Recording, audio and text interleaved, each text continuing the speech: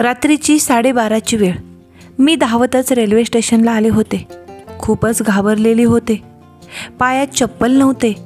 रडून डोळे सुजले होते आणि घाबरून घामाने मी पूर्ण भिजलेली होते. अधूनमधून घामाजलेला चेहरा पदराने पुसत होते. रात्रही एवढी झाली होती की स्टेशनवर चिटपाखरूही नव्हते. मी तशीच विना तिकीट प्लॅटफॉर्मवर गेले. मला क्षणभर असे वाटून गेले की एखादी रेल्वे आली आणि त्याच्यासमोर उडी मारावी. मी तसा विचारही केला आणि तिथेच उभी राहून रेल्वेची वाट पाहू लागले. मी थोडा वेळ तशीच उभारून होतेच की तेवढ्यात मला रेल्वेचा हॉर्नचा आवाज आला. तशी रेल्वे अजून लांबच होती. मी सगळी हिंमत एकवटली आणि रेल्वेच्या पुढे जाण्यास सज्ज झाले. मी पुढे पाऊल टाकलेच होते की मला काहीतरी आठवले आणि माझा हात आपोआप माझ्या पोटावर गेला. तसाच पोटावर हात ठेवून मी हमसून हमसून रडू लागले. आजच तर मला ही आनंदाची बातमी कळली होती. मी कसे स्वतःच्या हाताने स्वतःच्या त्या तान्हुल्याचा जीव घेणार होते. त्या अजूनही न उमेजलेल्या नवीन कळीबद्दल काहीसा विचार केला आणि मी मागे सरले. तिथल्या असणाऱ्या बेंचवर जाऊन बसले. डोळ्यातूनही अश्रू वाहत होते. मला काहीच कळेनासे झाले होते. रेल्वे प्लॅटफॉर्मवर आली आणि निघूनही गेली, पण मी तशीच बसून राहिली होते. आपले काय चुकले मला काहीच कळत नव्हते. नियती अशी का आपल्यासोबत खेळत आहे? किती हसते खेळते आयुष्य होते आपले, आणि आज आपण कुठे येऊन पोहोचलो आहोत. हे सगळं स्वप्न असू दे आणि असं काहीच घडले नसू दे देवा. मी मनातल्या मनात देवाला साथ घालत होते. सोबत पदराने डोळेही पुसत होते. हे सगळं माझ्या बाबतीत का होतंय याचा जाब ही मी देवाला विचारत होते. पण देव काय बोलणार?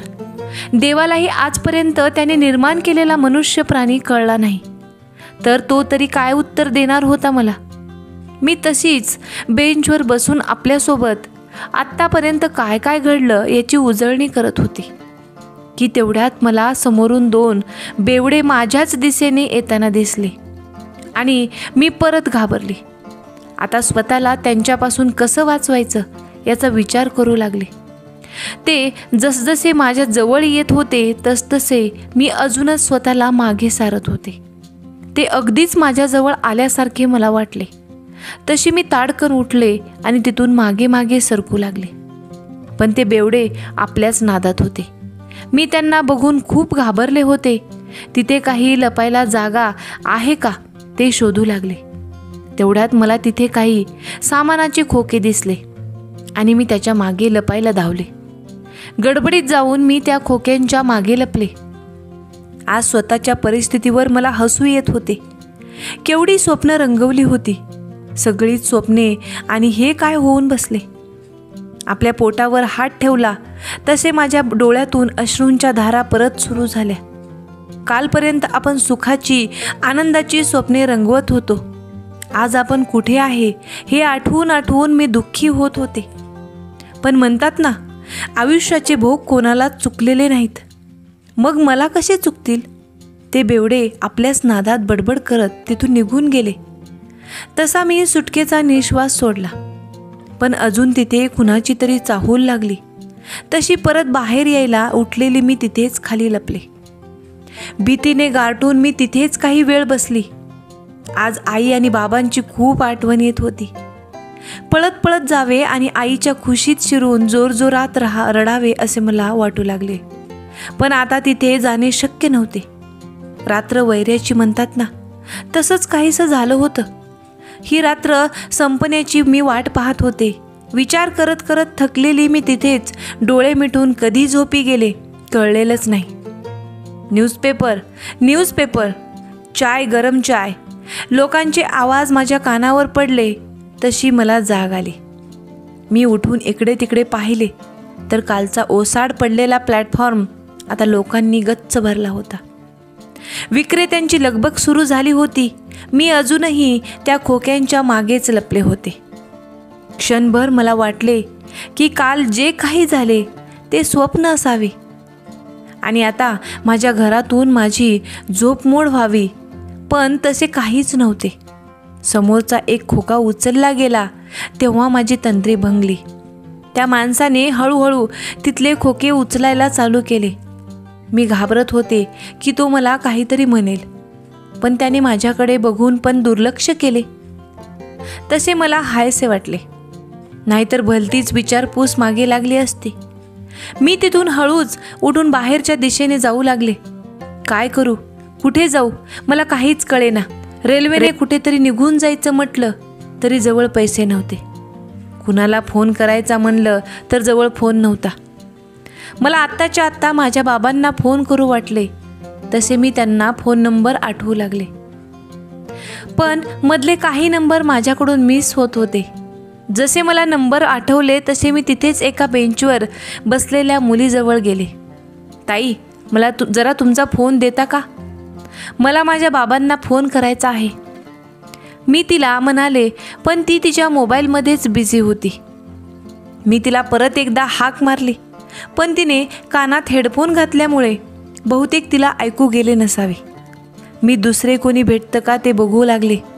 आजूबाजूला पुरुष मंडळी खूप होती, पण मी त्यांच्याकडे फोन मागण्याचे टाळले. उगाच भलती बॅद मागे लागायला नको. तिथे अजून एक स्त्री मला दिसली जी रेल्वेची वाट पाहत होती. मी तिच्याजवळ जाऊन तिलाही फोन मागितला, पण तेवढ्यात तिची रेल्वे आली तशी ती रेल्वेत चढण्यासाठी आपले सामान घेऊन धावतच गेली. मी निराश होऊन तिथेच बसले. काही वेळाने तिथून गरमागरम भजी आणि वडा घेऊन जाणारा माणूस दिसला. तो त्याच्याच नादात ओरडत जात होता. मला ते पाहून खाण्याची इच्छा झाली, पण माझ्या लक्षात आले की असले पदार्थ खायला आता मी एकटी नाहीये. मी हलकेच पोटावर हात ठेवला आणि माझ्या तानुल्याशी बोलू लागले. पिलू, तुला माहीत आहे, तुझ्या मम्माला ना गरमागरम भजी आणि वडा खूप आवडतो, पण मी आता असले पदार्थ अजिबात खाणार नाही. मला तुझीही काळजी घ्यायची आहे. तुला बिना काही प्रॉब्लेम या जगात आणायचे आहे. त्यामुळे आजपासून माझ्या जिभेचे चोचले बंद. आणि तुला माहिती आहे, तुझ्या मम्माकडे पैसे पण नाही आहेत असे पदार्थ घेण्यासाठी. माझ्या डोळ्यातून अलगद एक अश्रू बाहेर पडला, पण मी स्वतःला सावरले आणि दीर्घ श्वास घेऊन मनाला शांत करू लागले. मला माझ्या लहानपणीचे दिवस आठवू लागले. कशी मी आईला भजी करण्यासाठी त्रास द्यायची. आई पण सुरुवातीला ओरडायची, पण नंतर हळूच एक भरलेली प्लेट माझ्यासमोर ठेवायची. मग काय, मी एकदम खुश आणि माझ्यामुळे आई बाबा पण खुश. ते सगळे आठवून आठवून डोळे परत वाहू लागले. आज का नाही का आई तू माझ्याजवळ? बाबा, का नाहीत हो तुम्ही माझ्याजवळ? मला तुमच्याजवळ यायचं आहे. माझे लाड करून घ्यायचे आहेत, माझे डोहाळे पुरवून घ्यायचे आहेत. तुम्ही दोघेही खुश व्हाल ना ही आनंदाची बातमी ऐकून? मला जवळ घ्याल ना, माझी काळजी घ्याल ना दोघेही? माझ्यावर अजिबात रागवणार नाहीत ना तुम्ही दोघे? मी आपल्याच विचारात होते तेवढ्यात स्टेशनवरील घड्याळ जोरात वाजले. सकाळचे 7 वाजले होते आणि त्याचे मिळून 7 ठोके पडत होते. मी माझे अश्रू पुसले आणि आता पुढे नेमके काय करायचे याचा विचार करू लागले. मी विचार करत बसलेच होते की तिकडच्या बाजूने TC आला आणि सगळ्यांचे प्लॅटफॉर्म तिकीट चेक करू लागला. मी परत घाबरले, कारण माझ्याकडे तिकीट नव्हतं. मी ऐकले होते की जवळ तिकीट नसले तर TC मुद्दाम पैसे काढायला बघतात आणि पैसे नाही दिले तर तिथल्या पोलीस स्टेशनमध्ये घेऊन जातात. आणि मला सध्या तरी पोलिसांचे झंझट परवडणारे नव्हते. म्हणून मग मी त्यांचे लक्ष आहे की नाही हे बघत हळूच तिथून उठले आणि गर्दीतून रस्ता काढत बाहेर पडले. बाहेर आल्यावर मात्र मी सुटकेचा निश्वास टाकला. कसली परिस्थिती आली आपल्यावर म्हणून मी स्वतःलाच कोसत होते. मी तिथून चालत चालत तिथल्या एका जवळच्या बागेत गेले. सकाळची प्रसन्न वेळ होती. खूप लोक तिथे सकाळच्या वॉकसाठी आलेले होते. काही वृद्ध लोक होते तर काही लहान मुलेही होती. मी तिथला एक रिकामा बाकडा बघितला, त्याच्यावर जाऊन बसले. तिथे मला एक वृद्ध जोडपे दिसले जे एकमेकांचा हात धरून हळूहळू चालत होते. मला त्यांच्याकडे बघून खूप छान वाटले. ते एकमेकांशी बोलत हसत होते. ही असेच आयुष्य पाहिजे होते. मीही माझ्या अनिशसोबत माझे पूर्ण आयुष्य असेच घालवायचा विचार केला होता आणि अजूनही आहे. पण हे खरं होईल का मलाच माहीत नव्हते. मी बसलेच होते की एक छोटा बॉल माझ्या पायाजवळ आला. मी तो ज्या दिशेने आला तिकडे पाहिले तर एक 5-6 वर्षाची गोड मुलगी पळत येताना दिसली. तिने टी-शर्ट आणि छोटी पॅन्ट घातली होती. पायात छोटे स्पोर्ट शूज होते. ती एवढी गोड दिसत होती की माझी नजर तिच्यावरून हटेनाच. मी एकटक तिलाच पाहत होते. माझं हे येणारं बाळ माझी परी असेल का, जी एवढी गोड दिसेल? मी मनातच हसत होते. तेवढ्यात तिने माझ्यासमोर येऊन तो बॉल घेतला. मला तिला उचलून तिचा पापा घ्यावासा वाटला. मी तिला हाकही मारली, पण तिने काहीच प्रतिसाद दिला नाही. कदाचित मी अनोळखी असल्याने तिने माझ्याकडे दुर्लक्ष केले. पण कुणा अनोळखी बरोबर न बोलणे ही लहान मुलांची सवय चांगलीच असते. ती तिच्या बॉलला लागलेली माती होती. मी उठून तिच्याकडे जाणार की तेवढ्यात तिकडून एक स्त्री तिला हाक मारतच पुसत आली. शिया, इकडे ये बेटा, इकडे खेळ म्हणत त्या स्त्रीने तिला उचलले आणि आपल्यासोबत घेऊन गेली. पण माझे मन खट्टू झाले, कारण मला त्या गोड मुलीला उचलून तिचा पापा घ्यावासा वाटला होता. पण असो, जेव्हा माझी परी येईल ना, तेव्हा मी तिचे माझे मन भरेपर्यंत पापे घेईन. तिला अजिबात खाली सोडणारच नाही. मनात असे विचार येताच माझ्या ओठांवर न कळत हसू उमटले, जे कालपर्यंत गायब झाले होते. खरंच म्हणतात, एक स्त्री जेव्हा आई होणार असते ना, तेव्हा ती जगातली सगळ्यात आनंदी व्यक्ती असते. पण आज मी एक आनंदी आणि एक दुःखी स्त्री ठरले होते. ती स्त्री त्या मुलीला घेऊन गेली आणि तिने तिला तिच्या वयाच्या मुलांमध्ये सोडले. तशी ती त्यांच्यासोबत बागडू लागली. ती स्त्री दमून माझ्या जवळच्या रिकाम्या असलेल्या बाकडावर येऊन बसली आणि फोनमध्ये काहीतरी करू लागली. तसे मला तिच्याकडे तिचा फोन मागावासा वाटला. बाबांना जो फोन लावायचा होता. मी तिला काही बोलणार तेवढ्यात एक पुरुष जॉगिंग करतच तिथे आला आणि तो तिच्याजवळ येऊन बसला. त्याने आपली मान तिच्या खांद्यावर टाकली आणि जोरजोरात श्वास घेऊ लागला. ती एक हाताने त्याच्या पाठीवर हळूवार हात फिरवत होती. थोड्या वेळाने तिने त्याला पाणी दिले. तसे त्याने त्यातील थोडे पाणी पिले. असे कोणाकडे बघू नये, पण माझे लक्ष त्यांच्याकडेच होते. थँक्यू बायको म्हणत त्याने स्मित हास्य करत तिला पाण्याची बॉटल परत केली. त्याच्या बोलण्यावर तिनेही हसून प्रत्युत्तर दिले. झाली का रे जॉगिंग तुझी? माझा योगा आता संपला आहे. शिया ही खूप वेळ झालं खेळत आहे. आता आपल्याला जायला पाहिजे. ती स्त्री म्हणाली, अगं काय गडबड आहे, थांब. माझं पिल्लू एवढं छान खेळत आहे, त्याला जरा मला बघू तरी दे. असं म्हणत त्याने एक हात तिच्या खांद्यावर ठेवला. तसे ती बावरली. तिने इकडे तिकडे पाहिले आणि बाजूच्याच बाकड्यावर बसलेल्या मला पाहून ती ओशाळली आणि त्याचा हात खाली ठेवला. मीही माझी नजर दुसरीकडे वळवली, पण त्याचे बोलणे स्पष्टपणे माझ्या कानावर पडत होते. काय करतो आहे जय? आजूबाजूला लोक आहेत म्हणत तिने लाजून त्याला बाजूला केले. अगं तुलाच कुठे लोक दिसतायत, आणि असले तरीही ते त्यांच्या व्यापात आहेत, असं म्हणत त्याने मुद्दाम तिची छेड काढली. तसे तिने त्याच्या खांद्यावर एक हलकेच चापट मारली. तुला लोकांचा एवढाच प्रॉब्लेम आहे तर चल मग घरी जाऊ, तो हसत म्हणाला. तशी तीही हसू लागली. त्याने पुढे जाऊन त्या लहान मुलीला उचलले आणि जाऊ लागला. तीही त्याच्या मागे उठून निघाली. का कोणास ठाऊक, पण मला त्यांना बघून खूप छान वाटले. किती छान होते ना ते दोघे, एकमेकांना पूरक, आणि त्यांच्या प्रेमाच्या वेलीवर असणारे ते नाजूक आणि गोडस फूल. ते मला जणू समोहितच करत होते. मी माझ्या जागेवरून उठले आणि माझी पावले आपोआपच त्यांच्या मागे पडू लागली. तो माणूस त्या छोट्याशा परीला उचलून तिच्याशी बोलत बागेतून बाहेर पडला. त्यांच्या मागे ती स्त्रीही बाहेर पडली. थोड्या अंतरावर चालत गेल्यावर त्या स्त्रीने त्या माणसाच्या हातात आपला हात गुंफला. तसे त्यानेही तिला एका हाताने जवळ घेतले आणि ते तिघे एक साथ चालत होते. मीही नकळत त्यांच्या मागे मागे निघाले. घेतले. बागेच्या अगदी थोड्याच अंतरावर त्यांचे घर होते. त्या स्त्रीने गेट उघडला तसे एक कुत्र्याचे छोटे पिल्लू पळतच बाहेर आले आणि त्या पुरुषाच्या पायाला चाटू लागले. ते बघून ती स्त्री हसतच आतमध्ये गेली आणि ते बापलेक त्या कुत्र्याच्या पिल्लासोबत परत खेळू लागले. मी लांब उभी राहून त्यांना बघत होते. एका झाडाच्या आडोशाला उभी राहिलेले, जेणेकरून मी त्यांना चोरून बघतेय ते कळणार नाही. मला त्या कुटुंबाविषयी अनसूया वाटू लागली होती. माझे पण कुटुंब मला हवे होते. मी, माझा अनिश आणि आमची छोटीशी परी, ते दोघेही असेच खेळतील आणि मी त्यांना बघून आनंदी होईन.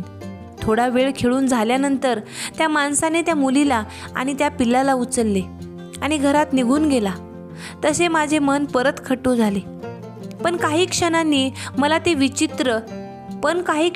मला ते चित्रच डोळ्यासमोरून दिसू लागले. मी त्या झाडाला आपले डोके टेकून या स्वर्गीय स्वप्नात रमले. गाडीच्या हॉर्नने माझ्या स्वप्नात प्रत्यय आला आणि मी खाडकन जागी झाल्यासारखी इकडे तिकडे बघू लागले. मी परत त्यांच्या घराकडे बघू लागले, पण त्यांचे दार अजूनही बंदच होते. मी मनातच विचार केला की माझे हे वागणे बरोबर नाही. मला आता घरी गेले पाहिजे. पण कोणत्या घरी हा प्रश्न पडला आणि माझ्या डोळ्यातून आपोआप आसवे गळू लागले. पण मी माझ्या मनाला ठामपणे सांगितले की काही झाले तरीही आपण माघार घ्यायची नाही. आपल्या बाळासाठी जगायचे, आपल्या होणाऱ्या गोंडस परीसाठी जगायचे. तिला काहीही कमी पडू द्यायचे नाही. आता मी तिथून निघण्याचा विचार केलाच होता की त्या घराचा दरवाजा उघडला गेला आणि तिथून ती छोटी परी आपली स्कूल बॅग घेऊन धावतच बाहेर आली. केसांच्या 2 शेंड्या, शाळेचा युनिफॉर्म, पायात शूज, गळ्यात वॉटर बॉटल अशा अवतारात ती घराच्या गेटजवळ येऊन थांबली. तिच्या मागे मागे ते कुत्र्याचे पिल्लूही आले. ती त्याला काहीतरी सांगत होती आणि ते तिच्या भोवती गिरट्या घालत होते. त्यांचा असाच खेळ चालू होता. तेवढ्यात ती स्त्री बाहेर आली आणि तिने पूर्ण गेट उघडले. तसे एक 4 व्हीलर त्या गेटमधून बाहेर पडली. पुढे जाऊन ती गाडी थांबली आणि त्या गाडीतून तो माणूस बाहेर पडला. त्याने त्या छोट्या परीला उचलले आणि पुढच्या सीटवर बसवून तिला बेल्ट लावून दिला. तेवढ्यात त्या स्त्रीचे लक्ष मी उभ्या असलेल्या झाडाजवळ गेले आणि ती मला शंकेने आणि विचित्र नजरेने पाहू लागली. तिची नजर पाहून मी दचकले आणि पटकन झाडाच्या मागे झाले. काही क्षणांनी परत त्यांच्याकडे हळूच पाहू लागले. तो माणूस गाडीचे दार बंद करून त्या स्त्रीजवळ आला. तिला हलकेच मिठी मारली आणि तिच्या कपाळावर प्रेमाने ओठ टेकवून त्याने तिला बाय केले. तिने हसतच त्या दोघांना बाय केले. त्याने गाडी पुढे घेतली आणि गाडी मार्गाला लागली. ती स्त्री गाडी दिसेनाशी होईपर्यंत तिकडे पाहत होती. मीही ती गाडी गेल्यावर आपली नजर फिरवली आणि आपले डोळे मिटून झाडाला टेकून उभी हो राहिली. असा कुणाचा सुखी संसार आपण बघत राहणे म्हणजे त्यांना नजर लागल्यासारखे होईल आणि आपली नजर कोणाला लागायला नको म्हणून मी माझ्या मनाला शांत करत होते. काही क्षणांनी मला कोणाची तरी चाहूल लागली आणि मी डोळे उघडून मागे बघितले आणि दचकले. काही क्षणांनी मला कोणाची तरी चाहूल लागली आणि मी डोळे उघडून मागे बघितले आणि मी दचकले, कारण ती स्त्री अगदी माझ्याजवळ येऊन माझ्याकडेच बघत होती. कोण आहेस तू? तिने मला प्रश्न केला. मला काहीच बोलायचे सुचेना. तसे तिने मला परत प्रश्न विचारला. तरीही माझ्या तोंडातून एकही शब्द निघाला नाही. मी काहीच बोलेना हे बघून ती माझ्याकडे निरखून पाहू लागली. ती जशी माझ्याकडे पाहत होती तशी माझीच नजर माझ्याकडे गेली. पायात चपल नव्हते. साडी थोडी वर खाली झाली होती. पदर सगळा चुरगळा झाला होता. मी माझ्या डोळ्यात निरखून बघत होती.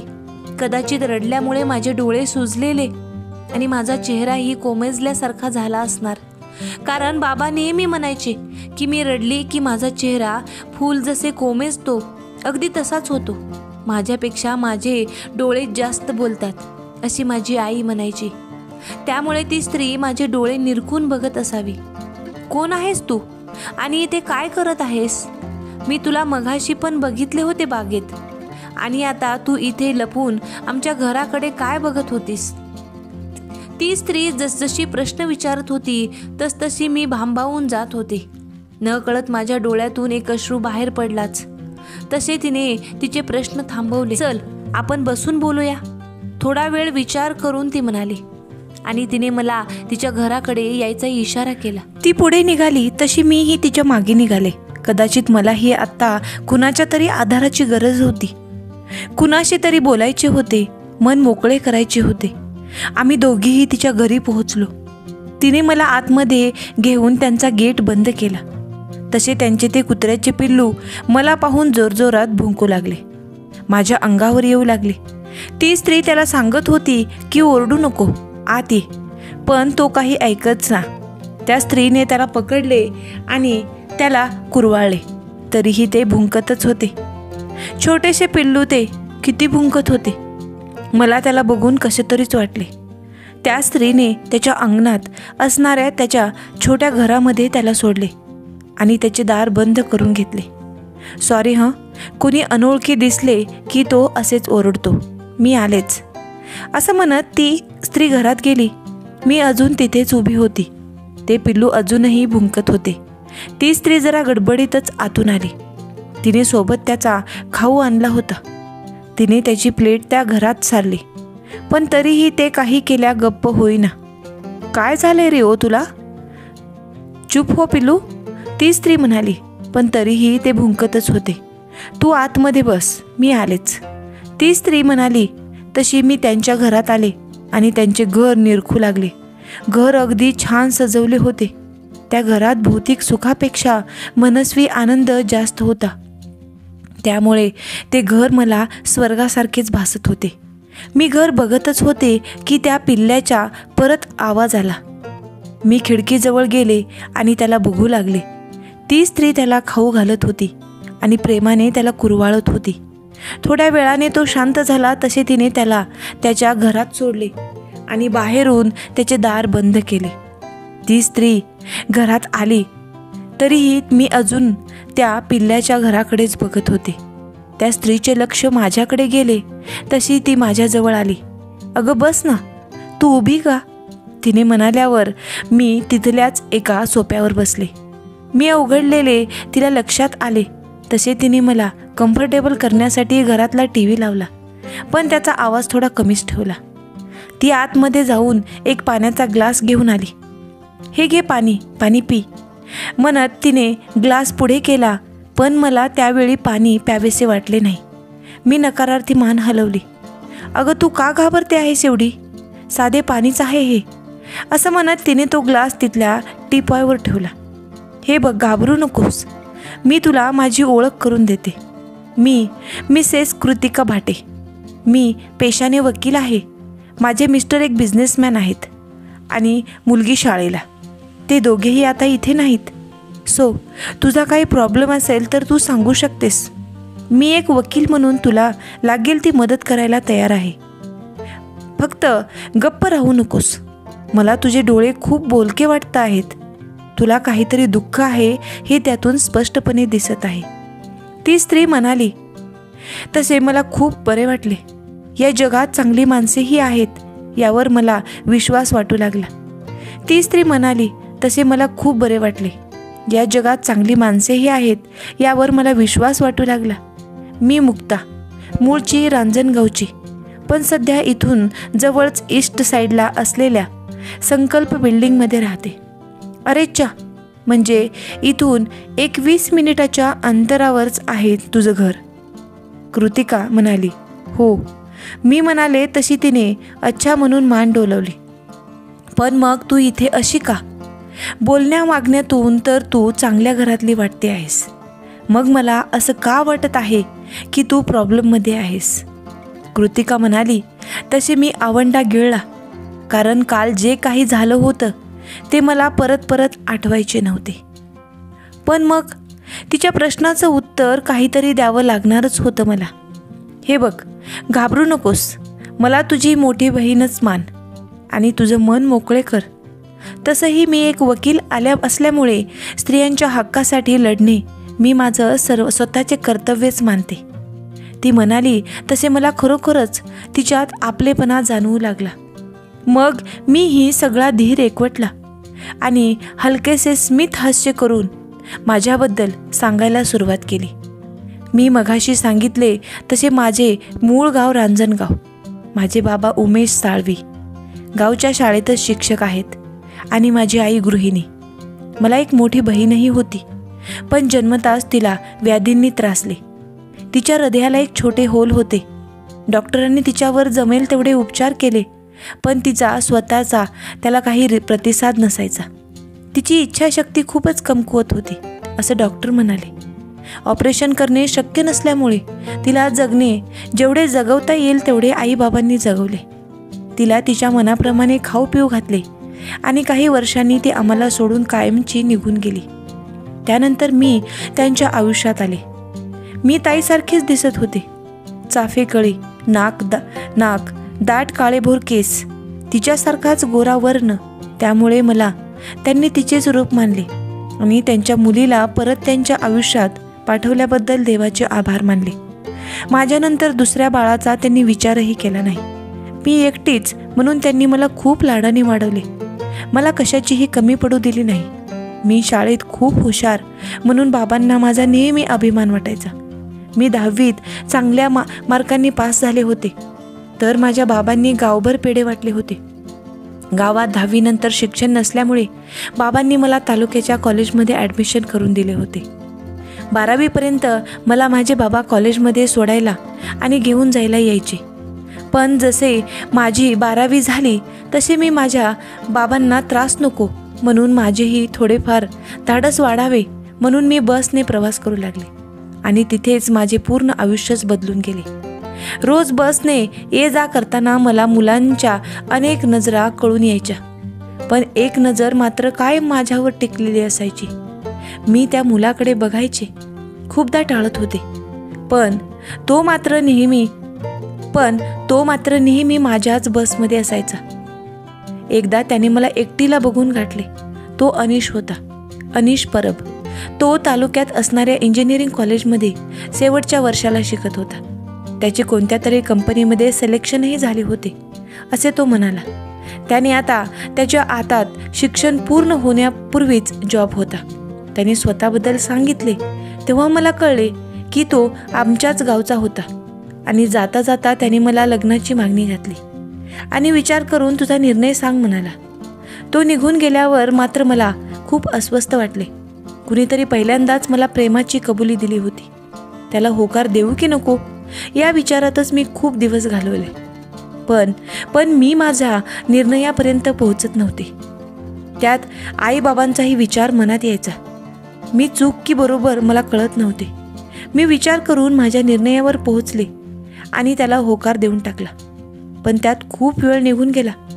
त्याचे शेवटच्या वर्षाचे काहीच दिवस राहिले होते आणि तो या शहरात नोकरीला येणार होता. त्याने ते वर्ष पूर्ण केले आणि मी माझे फर्स्ट इयर पूर्ण केले.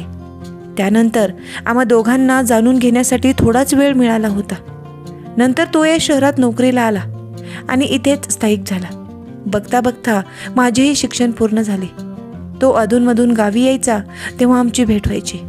माझे शिक्षण पूर्ण झाल्यानंतर माझ्या घरी माझ्या लग्नाचा विषय सुरू झाला. मी अनिशबद्दल घरी सांगितले कारण त्यानेही त्याच्या घरी सांगितले होते आणि त्याच्या घरच्यांनी माझा फोटो बघून होकार दिला होता. मला वाटले होतं की माझ्या घरीही कोणताच विरोध होणार नाही, पण झाले उलटच. मला माझ्याच आईबाबांनी विरोध केला कारण आम्हा दोघांची जात वेगळी होती. मी अनिशला त्याबद्दल सांगितले तर त्याने मला सरळ घरातून निघून यायला सांगितले.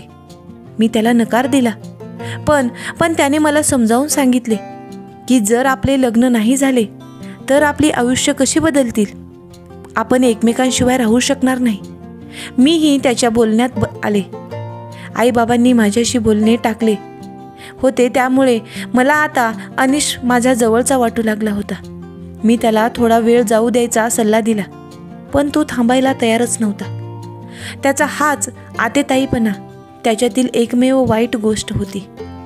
काही दिवसांनी अनिश गावात सुट्टीसाठी आला तेव्हा आमची भेट झाली. त्याने पळून जाऊन लग्न करायची वार्ता केली तेव्हा मी घाबरले, पण त्याने मला समजूत घातली की लग्नानंतर आई बाबा स्वतः आपल्याला स्वीकारतील. मलाही त्यावेळी प्रेमासमोर बाकी सगळ्या गोष्टी क्षुल्लक वाटू लागल्या होत्या. मग मीही त्याला साथ दिली आणि आम्ही एका मंदिरात लग्न केले. आईबाबांनी मला लग्न केलेले बघून माझ्या नावाची अंघोळ केली. मध्येच मला एक हुंदका आला, पण मी तो तसाच दाबून धरला. त्यांनी आम्हा दोघांना घरातून हाकलले. मी रडतच घरातून बाहेर पडले. त्याच्या घरी मात्र आमचे जोरदार स्वागत झाले. त्याच्या घरच्यांनी आधीच परवानगी मिळाली होती, त्यामुळे त्यांचा काहीच प्रॉब्लेम नव्हता. काही दिवस आम्ही गावात राहून अनिशची सुट्टी संपल्यावर इकडे शहरात आलो. पहिला राहण्याची आबाळ झाली, पण त्याने माझ्यासाठी घर भाड्याने घेतले. तो चांगल्या कंपनीत असल्यामुळे त्याला पगारही चांगला होता. त्यामुळे त्याने लोनला अप्लाय करून नवीन फ्लॅट पण घेतला आणि आम्ही या नवीन घरात राहायला आलो. थोडे दिवस सगळे काही नीट चालू होते, पण नंतर मला सगळे आठवून एक जोराचा हुंदका बाहेर पडला आणि मी रडू लागले. कृतिका ही माझे बोलणे नीट ऐकत होती, पण मला रडताना तीही बघून बावरली. तिने मला शांत व्हायला सांगितले आणि पाणी पिण्यासाठी तिने मगाशी टीपॉटवर ठेवलेला ग्लास उचलून माझ्यासमोर धरला. मी तो ग्लास घ्यायला हात पुढे केला आणि तो ग्लास घ्यायला गेले, पण माझा हात तसाच पुढे गेला. मी दचकून हात मागे घेतला आणि परत ग्लासकडे नेला, तर यावेळी ही माझ्या हाती तो ग्लास लागलाच नाही. हात तसाच रिकामा पुढे गेला. जे बघून मी दचकले, पण माझ्यापेक्षा जास्त कृतिका दचकली. तिच्या कपाळावरून एक घामाची धार तिच्या चेहऱ्यावर ओघळली आणि तेवढ्यात समोरच्या टीव्हीवरचा आवाज दोघींना आला. काल रात्री 12च्या सुमारास संकल्प बिल्डिंगमध्ये एका विवाहितेची 5व्या मजल्यावरून उडी मारून आत्महत्या. ती पत्रकार बोलत होती. मी सुन्न होऊन ती बातमी बघत होते. ते ऐकून कृतिकाच्या हातातून तो ग्लास खाली पडला आणि सगळे पाणी झाले. ती घाबरून मागे मागे सरकत होती, पण मला तिला काही सांगण्याचे त्राणच उरले नव्हते, कारण मीच स्वतः धक्क्यात होते. मी तिथून उठले आणि बाहेर आले, तर ते कुत्र्याचे पिल्लू मला बघून परत जोरात ओरडू लागले. मी तिकडे दुर्लक्ष करून पळतच माझ्या घराकडे निघाले. अधेमध्ये काहीही आले तरी मी त्याला चिरून पुढे जात होते. शेवटी मी माझ्या बिल्डिंगच्या खाली पोहोचले आणि जाऊन पाहते तर माझे शरीर अजूनही रक्ताच्या थारोळ्यात पडले होते आणि माझा कंठ दाटून आला. म्हणजे मी आता फक्त एक आत्मा होते. मुक्ताच्या आयुष्यामध्ये असं काय घडलं होतं की तिला आत्महत्या करण्यास भाग पडलं गेलं? अनिश आणि मुक्ताचे संबंध कसे होते, त्यांच्या आयुष्यामध्ये काय काय झालं, हे सर्व पाहण्यासाठी आपल्याला पुढचा एपिसोड पाहावा लागेल. त्यासाठी तुम्ही पुढचा व्हिडिओ पाहायला विसरू नका. हा व्हिडिओ तुम्ही शेवटपर्यंत पाहिलात त्याबद्दल तुमचे मनापासून आभार. असेच नवनवीन व्हिडिओ पाहण्यासाठी व्हिडिओला लाईक करा, शेअर करा आणि आपल्या चॅनलला नक्की सबस्क्राईब करा.